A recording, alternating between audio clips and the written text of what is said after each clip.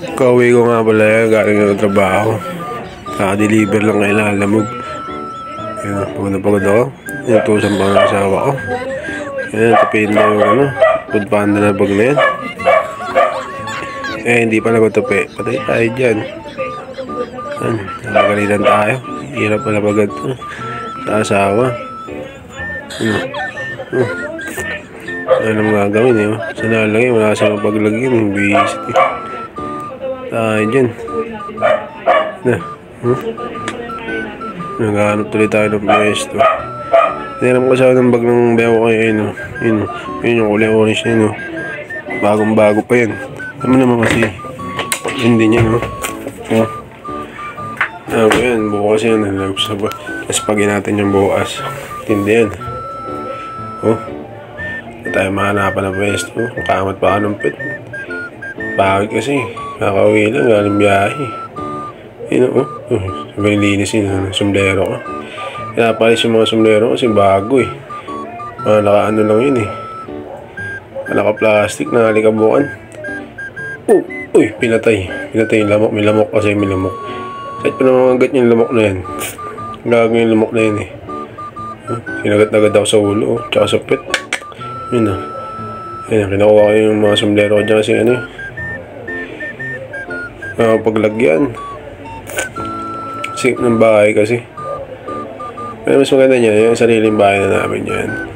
Yan ang maganda dyan kasi tagal namin ng bahay 11 years na yan. Guys, ko na yun sumira. Ayan dyan, gahanap ng pwesto. Ay,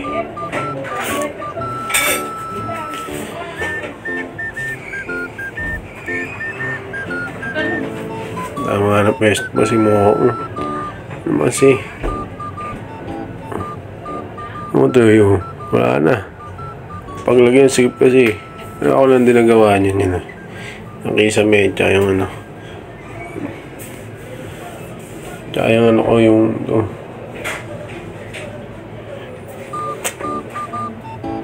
Kaya yung mga sumlera yan. Yung mga filmahan. Ano?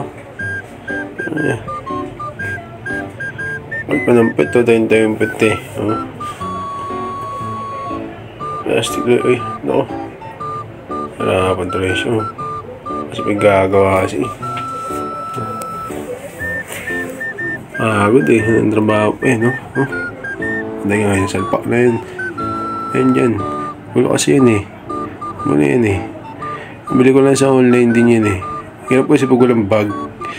Kung nagdi-deliver. Alam po may mga cake. Hindi mo ako ay booking. Alam po may mga cake kasi mga ano eh. Maarte rin yung iba eh. Hindi mo nagbabubuking kayo. Dapat ano. Bigay kayo ng tip ah. Hindi yung kuripot kayo. Sakto lang binibigay niyo eh. Kung maintenance lang ng motor yun, talo pa eh. Kano na gas ngayon? Mahal-mahal lang gas ngayon no? Ayan, bago yan ngayon, yung bag ko. Siya, di-deliver natin. Salamat!